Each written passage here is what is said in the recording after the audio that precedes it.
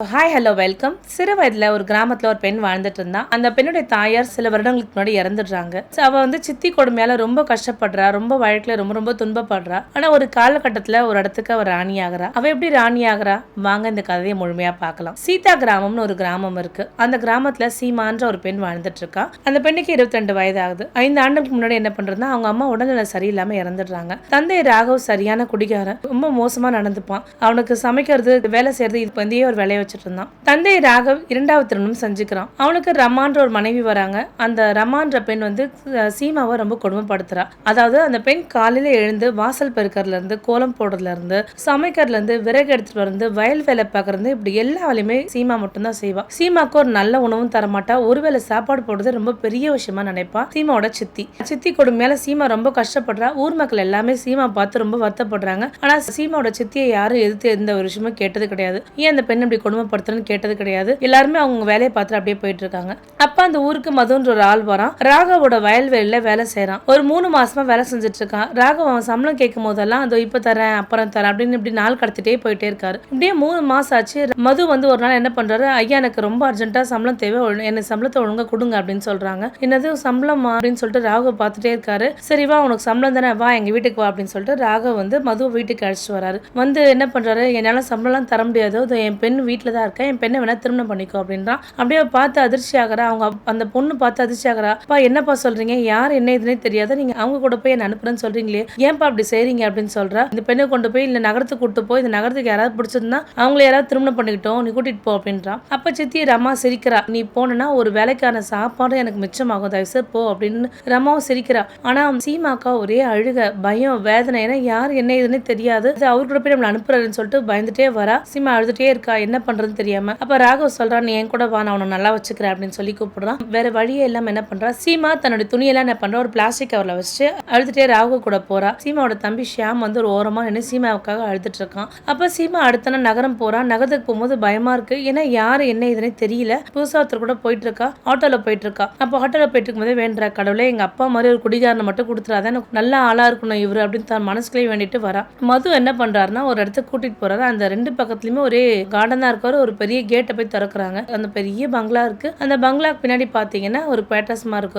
ஒரு பெட்ரூம் இருக்கு, கிச்சன் எல்லாமே இருக்கு. அப்ப அந்த ரூமுக்கு கூட்டிட்டு வரான். சீமா எனக்கு இந்த இடத்துல ஒரு செக்யூரிட்டி கார்டு வேலை கிடைச்சிருக்கு, அந்த வேலைக்கு தங்கறதுக்கும் இங்க இடம் கிடைச்சிருக்கு, அதனால தான் நான் இங்கேயே வந்திருக்கலாம்னு உங்களை கூப்பிட்டேன், நீங்க இங்க வாங்க அப்படின்னு சொல்றேன். எல்லா இடத்துலயும் காமிக்கிறா. சீமா அந்த இடத்துல பார்த்துட்டு ரொம்ப பெரிய விஷயமா நினைக்கிறான். சீமா கிராமத்திலே வாழ்ந்த பெண். நகரத்து வாழ்க்கையை பத்தி சீமாவுக்கு எதுவுமே தெரியாது. மது என்ன பண்றான், ஒரு 2 நாள் நல்லா தூங்கி ரெஸ்ட் எடுத்துக்கிறாங்க, நல்லா சாப்பிடுறாங்க. 2 நாள் கழிச்சு பாத்தீங்கன்னா ஒரு நல்ல வாசனை வருது கிச்சன்ல இருந்து. என்ன பாத்தீங்க அப்படின்னா, மது சீமாக்காக சமைச்சு வச்சிருக்காரு. குட் மார்னிங் சீமா, வாங்க எந்திரிச்சு சாப்பிடுங்க அப்படின்னு சொல்றாரு. உடனே சீமாக்கு ஒரே சந்தோஷமா இருக்கு. ஏன்னா எப்பவுமே சீமா மட்டும் தான் சமைச்சிட்டு இருப்பா. ஆனா மது இன்னைக்கு சமைச்சு கொடுத்ததுக்கு சீமாக்கு அவ்வளவு ஒரு சந்தோஷமா இருக்கு. அப்புறம் சீமா காலைல எந்திரிச்சு சாப்பிடுறா. சாப்பிடும் போதே மது சொல்றாரு, இந்த மாதிரி உங்களுக்கு புதுசா ட்ரெஸ் வாங்கி வச்சிருக்கேன், இந்த ட்ரெஸ் வாங்கிட்டு போங்க, நம்ம இன்னைக்கு ஓனரை பார்க்க போலாம் அப்படின்னு சொல்றாங்க. சரிங்க அப்படின்னு சொல்லிட்டு என்ன பண்றா, நல்லா ட்ரெஸ் போட்டு 2 பேரும் சந்தோஷமா பேசிட்டு போறாங்க. அந்த ஓனரை நம்ம பார்க்கறது சீமாவும் மது நடந்து போயிட்டே இருக்காங்க. அப்ப சீமா சொல்றா, நான் உங்ககிட்ட ஒரு விஷயம் சொல்லட்டுமா அப்படின்னா. சொல்லுங்க அப்படின்னு சொல்லிட்டு கேட்கிறா. நீங்க எங்க அப்பா மாதிரி என்னை அடிச்சு ஏதாவது துன்புறுத்திக்கணும் அப்படின்னு நினைச்சிட்டு இருந்தேன், ஆனா நீங்க எங்க அப்பா மாதிரி கொடுமைக்காரர் கிடையாது,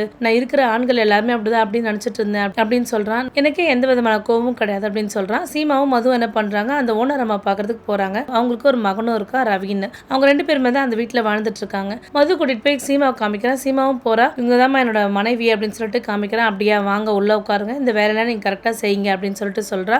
அப்ப சொல்லிட்டு 2 பேரும் என்ன பண்றாங்க, பேசிட்டு வராங்க. பேசிட்டு வரும்போது சீமா சொல்றா, உண்மையாவே எங்க அப்பா மாதிரி தான் இருப்பீங்க, நான் ரொம்ப பயந்துட்டு இருந்தேன், ஆனா நீங்க அப்பா மாதிரிலாம் கிடையாது அப்படின்றான். அப்படியே அவங்க பேசி அவங்க அறைக்கு போறாங்க. அப்ப உட்காந்துட்டு சொல்றான், இல்ல சீமா, எனக்கு உங்களை முதல்ல உங்க வயல்வெளியில பார்க்கும் போது எனக்கு உங்க மேல ஒரு ஆசை இருந்தது. உங்க அப்பா கிட்ட நான் நல்ல நிலைமைக்கு வந்ததுக்கு அப்புறம் பெண் கேட்கணும் தான் நினைச்சிட்டு இருந்தேன். ஆனா எனக்கு ஒரு பயம் இருந்தது உங்க அப்பா கிட்ட பெண் கேட்கறதுக்கு. அதுக்கப்புறம் உங்க அப்பாவே சம்பளத்துக்காக ஒன்று எடுத்துக்கோன்னு சொல்லும்போது எனக்கு ஒரு விதத்துல அதிர்ச்சியா இருந்துச்சு, ஒரு விதத்துல சந்தோஷமா இருந்தது. நம்ம விரும்பின பொண்ணு நமக்கே கிடைக்குன்னு ரொம்ப சந்தோஷமா இருந்தது அப்படின்றா. கண்டிப்பா நான் உங்களை நல்லா பார்த்துப்பேன், நீங்க பயப்படாதீங்க, நான் உங்களுக்கு என்ன வேணுமோ என்னால முடிஞ்சது நான் செய்றேன் அப்படின்றான். அப்போ மறுநாள் என்ன பண்றா, சரஸ்வதி அம்மா கூப்பிடுறாங்க சீமாவா. சீமா, எனக்கு கொஞ்சம் காய்கறிலாம் வாங்கணும், சமைக்கணும், எனக்கு கடைக்கு போலாம் அப்படின்னு சொல்லி கூப்பிடுறாங்க சரஸ்வதி அம்மா. அதுக்கு சீமா சொல்றாங்க, கண்டிப்பா நான் வரமா, நம்ம எல்லாம் போலாமா அப்படின்னு சொல்றாங்க. சீமாவும் சரஸ்வதியும் போயிட்டு காய்கறிலாம் வாங்கி முடிக்கிறாங்க. அப்ப சரஸ்வதி அம்மா கேக்குறாங்க, சீமா எனக்கு ஒரு உதவி பண்றியா அப்படின்னு சொல்லிட்டு கேக்குறாங்க. என்னம்மா அப்படின்னு சொல்லுங்கம்மா, நான் செய்யறேம்மா.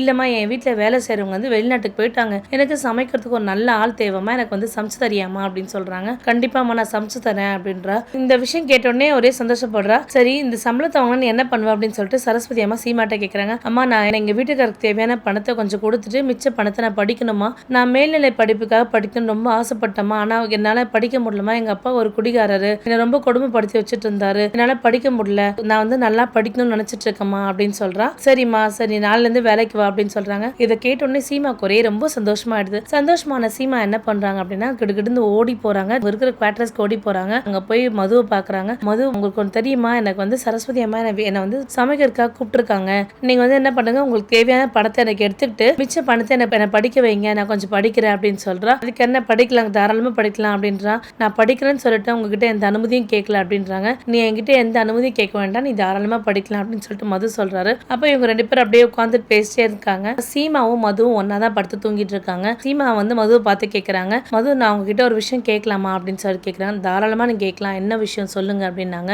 இல்ல நம்ம 2 நாளா வந்து ஒன்னாதான் தூங்குறோம், உங்களுக்கு ஆனா வந்து கணவன் மனைவியே இருக்கணும்னு சொல்லிட்டு நீங்க எந்த விதத்திலயும் வற்புறுத்தல அப்படின்றாங்க. அப்ப அதுக்கு மது சொல்றாரு, இல்ல சீமா நான் வந்து உங்களை வந்து ரொம்ப நேசிக்கிறேன், முதல்ல நீங்க என்ன காதலிக்கணும்னு நான் வந்து விருப்பப்படுறேன், எடுத்த உடனே கணவன் மனைவியா வாழ்ற வாழ்க்கையில எனக்கு விருப்பம் கிடையாது, முதல்ல நீங்க என்ன புரிஞ்சுக்கணும், அதுக்கப்புறம் தான் வாழ்க்கையை வாழ ஆரம்பிக்கணும்னு நான் நினைச்சிட்டு இருக்கேன், அதனாலதான் வந்து நான் உங்ககிட்ட வந்து எந்த ஒரு விஷயமும் நான் எதிர்பார்க்கல, நீங்களும் என்ன காதலிக்கணும், நான் உங்களை ரொம்ப நேசிக்கிறேன், எனக்கு உங்ககிட்ட எந்த விதமான கோபம் கிடையாது, எதுவும் கிடையாது, எனக்கு உங்க மேல பாசம் அதிகமா இருக்கு, அது மட்டும் இல்லாம நான் உங்களுக்கு ஒரு நல்ல பாதுகாவலனா இருப்பேன், நான் எப்பவுமே உங்களை நேசிச்சே இருப்பேன் அப்படின்னு சொல்றான். அப்ப சீமாக்கு ஒரே கண்ணில் தண்ணி வந்துடுது. பெண்ணா பிறந்ததுல இருந்து நிறைய துன்பத்தை தான் அனுபவிச்சிருக்கேன், உண்மையா உங்களை மாதிரி ஒரு கணவர் கிடைக்க நான் ரொம்ப கொடுத்து வச்சிருக்கணும், கடவுள் எனக்கு ஒரு நல்ல வாய்ப்பு கொடுத்துருக்காருன்னு சொல்லிட்டு அப்படியே உட்காந்துட்டு அழறா. சரிம்மா நீ வந்து இந்த வீட்டுக்கு நீ ராணியா இருப்ப, எப்பவுமே நான் உன்னை ராணி போல பார்த்துப்பேன் அப்படின்னு சொல்லிட்டு மது சொல்றாரு. சரிங்க ராணி இப்ப டைம் ஆயிடுச்சு, நீங்க போய் தூங்குங்க அப்படின்னு சொல்றாரு. அடுத்த நாள் பாத்தீங்க அப்படின்னா சீமா வந்து காலையில எந்திரிச்சு மதுவுக்காக சமைச்சு வைக்கிறா. மது வந்து ஒரு நோட் புக்ல எழுதி வச்சிருப்பாரு ரெசிபிஸ் எல்லாம், அந்த ரெசிபியை பார்த்து மது பண்ணு அப்படின்றாங்க. சீமா வந்து தன் கணவருக்காக பார்த்து ஒரு விஷயத்தை சமையல் பண்றா. சமையல் பண்ணி முடிச்சு என்ன பண்றா, அடுத்த நாள் சரஸ்வதி அம்மா வீட்டுக்கு வேலைக்கு போறாங்க. அங்க பாத்தீங்கன்னா சமைச்சிட்டே இருக்கும்போது பாத்தீங்க அப்படின்னா நம்ம யாரோ பாக்குற மாதிரி இருக்குன்னு சொல்லிட்டு திடீர்னு திரும்புறா. அங்க பாத்தீங்கன்னா சரஸ்வதி அம்மாவோட பையன் ரவி நிக்கிறான். ரவி நின்ன உடனே பாக்குறாங்க, குட் ஆஃப்டர்நூன் சார் வாங்க அப்படின்னு சொல்லிட்டு கூப்பிடுறா. இல்ல என்ன வாங்கன்னு சொல்றீங்க அப்படின்னா சீமா கிட்ட வந்து என்ன பண்ண கொஞ்சம் க்ளோஸா வந்து நீங்க ரொம்ப அழகா இருக்கீங்க, கிளாமரஸா இருக்கீங்க அப்படின்னு சொல்றான். இதை கேட்ட உடனே சீமாக்கு முகம் சொல்லிக்கிறா, ஒரு மாதிரி வருத்தப்படுறா. இருந்தா அவளுக்கு ஒரு அசௌகரியமா இருக்கு அந்த இடத்துல வேலை செய்யறதுக்கு. இருந்தாலும் சார் ஏதாவது சாப்பிடுறீங்களா அப்படின்றாங்க. அப்போ ரவி சொல்றான், நீ என்ன சார்லாம் கூப்பிட தேவையில்ல, இல்ல ரவினே நீ பாசமா கூப்பிடலாம் அப்படின்னு சொல்றான். அவளுக்கு எதுவுமே பிடிக்கல. சமையல் முடிச்சு வச்சுட்டு வரா, அந்த வீட்டுக்கு வரா. மது ஒரு பெஞ்ச்ல உட்காந்துட்டு இருக்காரு. சீமா வரும்போதே முகத்தை ரொம்ப சோர்ந்த முகத்தோட வரா. அப்ப மது கேட்கறான், என்ன என்னுடைய ராணியே ஏன் இவ்வளவு சோகமா இருக்கீங்க அப்படின்னு சொல்லிட்டு கேட்கறான். இல்லைங்க அந்த ஓனர் அம்மாவோட பையன் ரவி இருக்கான் இல்லையா, என்னை பார்க்கவே ரொம்ப அழகா இருக்க, நீ ரொம்ப கிளாமரஸா இருக்க, கடவுள் உன்னை எப்படிதான் படைச்சாருன்னு தெரியல அப்படின்னு சொல்றான். எனக்கு இவன் பேசுறதுலாம் கொஞ்சம் அசௌகரியமா இருக்குங்க, எனக்கு ரொம்ப அன்கம்ஃபர்டபுளா இருக்குங்க, என்ன சொல்றது எனக்கு புரியலங்க அப்படின்னு சொல்றான். அப்ப மது சொல்றான், அவன் வந்து வெளிநாட்டுல படிச்சவன், அவன் அப்படிதான் பேசுவான், அவன் பேசுறதா நீ பெருசா எடுத்துக்காத அப்படின்றான். உனக்கு ஏதாவது அசௌகரியம் ஏதாவது அவங்ககிட்ட தப்பா நடந்துக்கிட்டானா நீ என்கிட்ட வந்து சொல்லு, நான் பாத்துக்கிறேன் அப்படின்னு சொல்றா. சரிங்க எனக்கு நீங்க இருக்கும்போது எனக்கு என்ன பயங்க அப்படின்னு சொல்லிட்டு என்ன பண்றான். இப்படியே சில நாட்கள் போது மீண்டும் சீமா சமையலறையில சமைச்சிட்டே இருக்கா. அப்ப சமைச்சிட்டே இருக்கும்போது பாத்தீங்க அப்படின்னா யாரோ மூலையில நின்று பார்த்துட்டே இருக்க மாதிரி ஒரு எண்ணம் தோணிட்டே இருக்கு சீமாக்கு. திடீர்னு திரும்பி பார்த்தா ரவி அந்த மூலை நிக்கிறான். அப்ப ரவி சீமா கிட்ட வந்து பார்த்தனா சொல்றான், சீமா நீ உன் அழகுக்கு வந்து நீ வந்து அந்த செக்யூரிட்டி கார்டுலாம் கல்யாணமே பண்ணிருக்க கூடாது அப்படின்றான். அப்போ சீமா சொல்றா, சார் என்னோட கணவர் ரொம்ப தங்கமானவர், என் கணவர் பத்தி பேச நீங்க எதுவும் தப்பாலாம் பேசாதீங்க அப்படின்றான். என் கணவர் என்ன ரொம்ப நல்லா பாத்துக்கிறாரு அப்படின்றாரு. ஒரு செக்யூரிட்டிக்கு இவ்வளவு ஒரு அழகான பொண்டாட்டியா, உன்னை மேற்படிப்புக்காக நான் வெளிநாட்டுக்குலாம் கூட்டிட்டு போறேன், எல்லா விஷயமும் நான் செய்யறேன், உன் வாழ்க்கை நான் சிறப்பா ஆக்குறேன் அப்படின்னு சொல்றா. அப்ப சீமா அதெல்லாம் கண்டு ஒரு மாதிரி பயப்படுறா, என்ன இப்படி பேசுறாங்கன்னு, என் கூட ஒன்னா இருக்கிற மாதிரி பாத்துக்கோ, அப்பதான் உன் வீட்டுக்காருக்கும் இந்த இடத்துல வேலை இல்லைன்னா எங்க அம்மா கிட்ட சொல்லி நான் உங்க வீட்டுக்காரே வேலையை விட்டு தூக்கிடுவேன் அப்படின்னு சொல்றா. அப்ப சீமா தாராளமா சொல்றா, கண்டிப்பா எனக்கு வந்து உங்களை அட்ஜஸ்ட் பண்ணி தான் ஒரு வாழ்க்கை வாழணும்னா எனக்கு அப்படி ஒரு வாழ்க்கையே தேவையில்ல சார், நாங்களே இந்த வேலையை விட்டு போயிடுறோம், உங்களை அட்ஜஸ்ட் பண்ணி தான் வாழ்க்கை வாழணும், எனக்கு அப்படி ஒரு வாழ்க்கையே தேவையில்ல சார், தயவுசெய்து எனக்கு வேண்டாம் சார் வேலையை அப்படின்றா. செக்யூரிட்டி கார்டுக்காக நீ வந்து இவ்வளவு சப்போர்ட் பண்றியா அப்படின்றாங்க. கண்டிப்பா என் கணவர் ரொம்ப நல்லவர் சார், நான் வந்து வாழ்க்கை ரொம்ப மோசமா இருந்த தருணத்துல என் கணவர் என்னை கடவுள் போல வந்து காப்பாத்தினாரு, அப்படிப்பட்ட கணவருக்கே என்னால ஒரு காலமும் துரோகம் செய்ய முடியாது, என் கணவர் சின்ன சின்ன விஷயத்தை எனக்கு பார்த்து செய்வாரு, என்னை இப்படி பாத்துக்கிற கணவர் கிடைச்சிருக்கேன், நான் ஏதோ புண்ணியம் பண்ணிருக்கேன், கண்டிப்பா அவரோட கடின உழைப்பால கண்டிப்பா என் கணவர் ஒரு நாள் பணக்கார ஆவார் சார் அப்படின்னு சொல்றா. ரவி சிரிக்கிறான், என்ன அந்த செக்யூரிட்டி கார்டு பணக்கார ஆவ நீ கனவு கண்டுட்டு இருக்கியா அப்படின்றான். கண்டிப்பா சார் இந்த கனவு ஒரு நாள் நினைவாகும் சார் அப்படின்னு சொல்லிட்டு என்ன பண்றா, திருப்பி என்ன பண்றா, தன்னுடைய குவார்டர்ஸ்க்கு போறா, வருத்தத்தோட வேதனையோட போறா. போயிட்டு அங்க போய் மதுவை பாக்குறான். என்ன ராணியாரே ரொம்ப சோகமா இருக்கீங்கன்னு உட்காந்து அழறா. ஏன் சீமா ஏன் அழுதுட்டு இருக்க அப்படின்றான். இல்லைங்க எனக்கு வந்து ரொம்ப கஷ்டமா இருக்கு. அந்த ரவி வந்து ரொம்ப தகாத முறையில பேசுறான். செக்யூரிட்டி கார்டுலாம் ஒரு ஆளா, இவெல்லாம் என்ன சம்பாதிப்பானா, நான் உனக்கு வந்து நிறைய பணம் தரேன், நான் மேற்படிப்பெல்லாம் படிக்க வைக்கிறேன், உன்னை வெளிநாட்டுக்குலாம் படிக்க வைக்கிறேன்னு சொல்றான் அப்படின்னு சொல்றா. தயவு செய்து வேண்டாங்க, எனக்கு வந்து ரவி பேசுற பேச்செல்லாம் பிடிக்கல, எனக்கு ரொம்ப அசௌகரியமா இருக்கு, நம்ம இங்க இருந்து போயிடலாமா அப்படின்னு சொல்றான். அப்போ வந்து மதுக்கு ரொம்ப கோவம் வருது. இல்லைங்க நான் அவனுக்கு ஒத்துழைச்சு போகலன்னா அவங்க அம்மா கிட்ட சொல்லி உங்களை வேலையில இருந்து தூக்கிடுவேன்னு சொல்லிட்டு இருக்கேன் அப்படின்னா, இப்போ மதுக்கு ரொம்ப கோவம் வருது. நான் வந்து கடவுள் ஒரு நாள் எங்களுக்கு ஒரு நல்ல வாய்ப்பு கொடுப்பாருன்னு சொல்லிட்டு நான் ரவி கிட்ட சொல்லிட்டு வந்திருக்கேங்கன்னு சொன்னேன். இதை கேட்டோடனே மதுக்கு ரொம்ப சந்தோஷமா இருக்கு. மது சீமாவை கட்டி அணைச்சிட்டு வரான், சந்தோஷமா வரான். அன்னைக்கு கடவுள் கிட்ட பிரார்த்தனை பண்ணிக்கிறாங்க. அன்னைக்கு இரவு முழுதும் சீமாவால தூங்கவே முடியல, ஒரே யோசனையாவே இருக்கு. மறுநாள் என்ன பண்றான் அப்படின்னா சரஸ்வதி அம்மா கிட்ட போய் பார்க்கறான். அம்மா வழக்கம் போல புன்னகச்சிட்டு என்ன பண்றான், குட் மார்னிங் அம்மா அப்படின்னு சொல்லிட்டு உள்ள போறான். அப்ப சரஸ்வதி அம்மா கேட்கறாங்க, ஏன் சீமா இப்படி இருக்க, என்ன நடந்தது அப்படின்றாங்க. இல்லம்மா உங்க பையன் வந்து நான் சமைச்சே இருக்கும் போது என்கிட்ட வந்து தப்பா நடந்துக்க பார்த்துக்கிட்டாரு. அது மட்டும் இல்லாம நான் அவர் கூட ஒன்னா இருக்கணும்னு சொல்லிட்டு இருந்தாரு. அவர்கிட்ட நிறைய பணம் இருக்கிறதாவும் எனக்கு வேணும்னா எவ்வளவு பணம் வேணா கொடுக்குறேன்னு சொல்லிட்டு இருந்தாரு. மேற்படிப்புக்கு வெளிநாட்டுக்குலாம் அனுப்புறேன்னு சொல்லியிருந்தாரு. அப்படி நான் இந்த விஷயத்துக்கு ஒத்துக்கல அப்படின்னா என் கணவரை வேலையை விட்டு நிக்கிடுவேன்னு சொல்லியிருந்தாருமா. இதெல்லாம் ரொம்ப வருத்தத்தோட சீமா சரஸ்வதி அம்மாட்ட சொல்றா. அப்ப சரஸ்வதி அம்மாவும் சொல்றாங்க, நீ இதை பத்தி யோசனை பண்ணியா அப்படின்னு சொல்லிட்டு சரஸ்வதி அம்மா கேட்கறாங்க. இதை கேட்ட உடனே சீமாவுக்கு அப்படியே அதிர்ச்சி ஆயிடுச்சு. என்னது சரஸ்வதி அம்மாவா அப்படி பேசுறாங்க அப்படின்றா. அப்ப சீமா என்ன பண்றா, அவங்ககிட்டயே அம்மா நான் உங்களை மாதிரி பெண் கிடையாது, நான் வந்து என் வாழ்க்கையில எங்க அப்பாவோட ரொம்ப துன்பத்தை அனுபவிச்சேன், நான் ரொம்ப வேதனைப்பட்ட வாழ்க்கையில, ஆனா எனக்கு உறுதி அளித்து என்னை நல்லா பாத்துக்கிற ஒரு கணவர் எனக்கு வந்திருக்காரு. என் கணவருக்கு ஒரு நாள் கணவரை கூட என்னால துரோகம் செய்ய முடியாது. இப்படி ஒரு விஷயத்த பாத்துக்கிறதுக்கு நீங்க வேற ஒரு பொண்ணை பாத்துக்கோங்கம்மா அப்படின்னு சொல்றா. அப்ப மறுபடியும் சரஸ்வதி சொல்ற, நீ உன் கணவரை விட்டு பிரிஞ்சு வந்தா உன் வாழ்க்கை ரொம்ப சுபயோகமா இருக்கு இல்லையா, நீ உன் கணவரை விட்டு பிரிஞ்சு வரக்கூடாது அப்படின்றா. அப்படி ஒரு தப்பு என்னால கனவு கூட செய்ய முடியாது, தயவுசெய்து என்னை மன்னிச்சுக்கோங்கம்மான்னு சொல்லிட்டு என்ன பண்றா, ஒரு அந்த இடத்த விட்டு வெளில வந்துடுறா. மது கிட்ட போறா. மது கிட்ட போய் அங்க நடந்த எல்லா விஷயத்தையும் சொல்றா. இந்த மாதிரி அந்த அம்மா சொன்னாங்க, இனிமே நம்ம இங்க வேலை செய்யவே வேண்டாம், வாங்க நம்ம வந்து வேற ஏதாவது இடத்துக்கு போய் வேலை செய்வோம், இப்படி இந்த இடத்துல மானம் கெட்டு போய் நம்ம வேலை செய்யணும் அவசியமே கிடையாதுன்னு சொல்லிட்டு தேம்பி தேம்பி அழறா. அதுவும் வந்து வருத்தப்படாத சீமா, நம்ம போயிடலாம், ஒன்றும் பிரச்சனை இல்லை அப்படின்னு சொல்றான். சரின்னு என்ன பண்றாங்க, அவங்க திங்ஸ் எல்லாம் பேக் பண்ணுங்க, நம்ம இந்த இடத்த விட்டு சீக்கிரமா போகணும் அப்படின்னு சொல்லிட்டு அவங்க திங்ஸ் எல்லாம் பேக் பண்ணிட்டே இருக்காங்க. ஒரு திங்ஸ் எல்லாத்தையும் ஒன்று எடுத்து பேக் பண்ணிட்டே இருக்காங்க. சீமா தனக்கு வேண்டிய திங்ஸ் அவனோட திங்ஸ் எல்லாமே எடுத்து வச்சுட்டே இருக்கா. அப்ப மது என்ன பண்றான், நிறைய பணம் வச்சிருக்கான். அப்ப சீமா அந்த பணத்தை பார்த்தோன்னே, என்னங்க இதுல இவ்வளவு பணம் வச்சிருக்கீங்க, என்னங்க விஷயம் அப்படின்னு சொல்லிட்டு கேட்கறா. இல்ல சீமா, நான் வந்து ஒரு வியாபாரம் பண்றதுக்காக இந்த பணம் வச்சிருந்தேன், ஆனா நீங்க வந்து என் மேல இவ்வளவு நம்பிக்கை வச்சிருக்கதால இந்த பணம் எல்லாம் உங்களோட படிப்புக்கு யூஸ் ஆகட்டும் அப்படின்றா. அப்ப சீமா சொல்றா, நீங்க வந்து ஒரு தொழில் பண்ணுங்க, இது வந்து நான் எப்ப வேணா படிச்சுக்கலாம், நீங்க வந்து முதல்ல ஒரு தொழில் பண்ணுங்க, இந்த தொழில் பண்ணதுக்கு அப்புறம் நம்ம வாழ்க்கை நல்லா இருக்க முடியும் அப்படின்னு சொல்றா. அப்ப மது சொல்றாரு, இல்ல சீமா நீ நல்லா படி அப்படின்னு சொல்றா. இல்லங்க நான் சின்ன கடையை பாருங்க, சின்ன கடையை பார்த்து ஒரு டெக்ஸ்டைல் ஷாப் மாதிரி வைக்கலாம், அதுல இருந்து வந்து லாபம் வந்ததுக்கு அப்புறம் நான் படிக்கிறேங்க அப்படின்னு சொல்றா. அப்ப மதுக்கு சீமா சொன்னது பார்த்தோன்னே ஒரே சந்தோஷமாயிடுது. என் பொண்டாட்டி அழகானவ மட்டும் இல்ல, ரொம்ப அறிவானவும் அப்படின்னு சொல்றா. அந்த நாள் அவங்க ரெண்டு பேருமே கணவன் மனைவியே வாழ்றாங்க, ரொம்ப சந்தோஷமா இருக்காங்க. மறுநாள் பாத்தீங்க அப்படின்னா சரஸ்வதியும் ரவியும் அவங்க வீடு காலி பண்ணிட்டே இருக்காங்க. சுத்தம் பண்ணிட்டே இருக்கும்போது என்ன பண்றாங்க, சரஸ்வதி ரவியும் வராங்க. சரஸ்வதி ரவியும் வந்துட்டு என்ன பண்றாங்க, கதவு தட்டுறாங்க. கதவு தட்டுனே அவங்கள பார்த்தோன்னே அதிர்ச்சி ஆடுறா சீமா. வாங்க அப்படின்னு சொல்லிட்டு உள்ள கூப்பிடுறா. ரவியும் சரஸ்வதி வந்து சீமா கிட்ட மன்னிப்பு கேட்கறாங்க.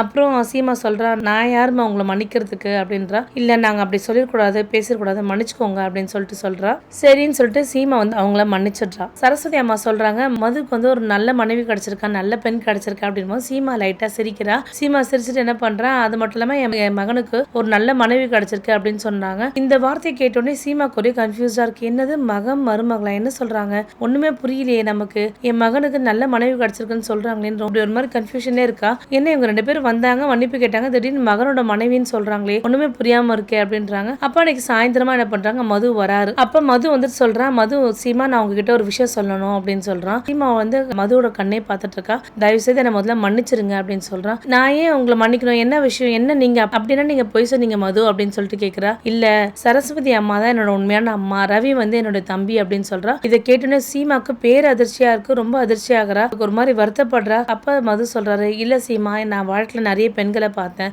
அந்த பெண்கள் எல்லாருமே என்னோட பணத்துக்காக மட்டும்தான் வந்தாங்க, நான் வந்து என்ன நேசிக்கிற ஒரு பெண் கிடைக்கணும்னு மட்டும் தான் நினைச்சேன், அதனாலதான் நான் உன்னை சூஸ் பண்ணேன், கண்டிப்பா நீ என்ன நேசிப்பேன்ற நம்பிக்கை தான் உன்னை திருமணம் பண்ணேன், ஆனா உன்னை மனப்பூர்வமா காதலிச்சு நான் திருமணம் பண்ணேன், எனக்கு வந்து உன்னை ரொம்ப பிடிச்சிருந்தது, எனக்கு இது சோதனை பண்ணணும்னு தோணுச்சு, அதனால தான் நான் சோதனை பண்ணேன், ஆனா நான் பண்ண எல்லா சோதனையுமே நீ வெற்றி அடைஞ்சிட்ட அப்படின்றாரு. தயவு செய்து என்ன மன்னிச்சுக்கோ, உன் காதலுக்கு வந்து நான் வந்து உன் காதலுக்கு நான் உண்மையாலவே தகுதியானவன் தான், நான் உன்னை ரொம்ப நேசிக்கிறேன் அப்படின்னு சொல்றான். மது என்ன சொல்றாரு, தயவு செய்து என்ன மன்னிச்சுக்கோ சீமா அப்படின்னு சொன்ன உடனே அப்ப சிரிச்சுட்டு என்ன பண்றாங்க, சரி மது நான் உங்களை மன்னிச்சிட்டேன் அப்படின்னு சொல்றாங்க. மறுநாள் பாத்தீங்க அப்படின்னா இந்த உண்மையெல்லாம் வந்து சீமாவோட அப்பாவோட ராகவுக்கு தெரியுது. அதை அடிச்ச தண்ணியோட போதையெல்லாம் தெரிஞ்சிருச்சு. இது நம்ம மக ஒரு அரண்மனைக்கு ராணியா அப்படின்ற மாதிரி இருக்கு. ஏன்னா அவ வந்து அவ்வளவு பெரிய வீடு, அது வந்து ஒரு ஓனரோட வீடு தான் நினைச்சிட்டு இருக்கேன் அப்படின்றாங்க. அப்ப சீமாவுக்காக அவங்க அப்பா போன் பண்றாரு. அம்மா சித்தி தொல்லை தாங்க முடியல, நான் வந்து நகரத்துக்கு வரலான் இருக்கேன் அப்படின்னு சொல்றா. தயவு செய்து ஏதாவது ஒரு உதவினா கேளுங்க, கண்டிப்பா நான் செய்றேன். நகரத்துக்குலாம் நீங்க எதுக்கும் வரவே தேவையில்ல, நான் இப்பதான் வாழ்க்கையில ஏதோ நிம்மதியா இருக்கேன், என் நிம்மதியை கெடுத்துறாதீங்க அப்படின்னு சொல்லிட்டு சீமா என்ன பண்றா, போனை வச்சிடுறா.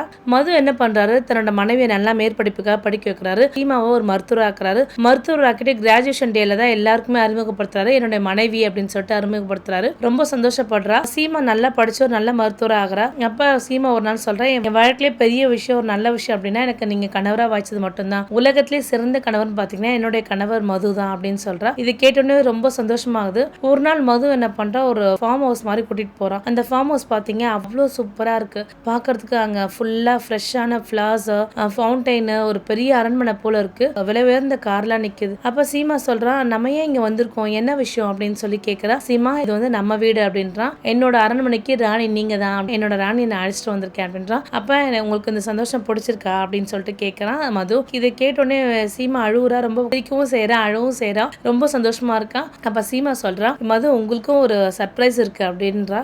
அப்படியே என்ன சர்ப்ரைஸ் சொல்லுங்க அப்படின்றா. நான் வந்து இப்ப கர்ப்பமா இருக்கேன் அப்படின்னு சொன்ன உடனே ஒரே சந்தோஷப்படுறான் மது. மது தன் மனைவி வைத்த தொட்டுக்கிட்டே என்ன பண்றாரு, பாப்பா நான் உங்க அப்பா பேசுறேன் அப்படின்னு சொல்றாரு. அப்ப ரெண்டு பேருமே சந்தோஷமா சிரிக்கிறாங்க. ரெண்டு பேருமே ரொம்ப சந்தோஷமா இருக்காங்க. இதோட இந்த கதை முடியுது. அதாவது வாழ்க்கையில எவ்வளவு துயரா இருந்தாலும் அந்த துயரை அனுபவிச்சதுக்கு அப்புறம் அடுத்து ஒரு இன்பமும் வருதுன்றது சீமாவோட வாழ்க்கையை பார்த்து நம்ம தெரிஞ்சுக்கலாம். உங்க வாழ்க்கையில துயர் இருந்தா வருத்தப்படாதீங்க, கண்டிப்பா ஒரு பாதி துயர் இருக்கும், மறு பாதி சந்தோஷமும் இருக்கும். அதனால சீமா மாதிரி நம்ம ஒரு பாதி துன்பத்தை அனுபவிச்சுட்டு மறு பாதி இன்பமும் அனுபவிக்கலாம். மீண்டும் வேற ஒரு நல்ல கதையில் சந்திக்கிறேன். நன்றி, வணக்கம்.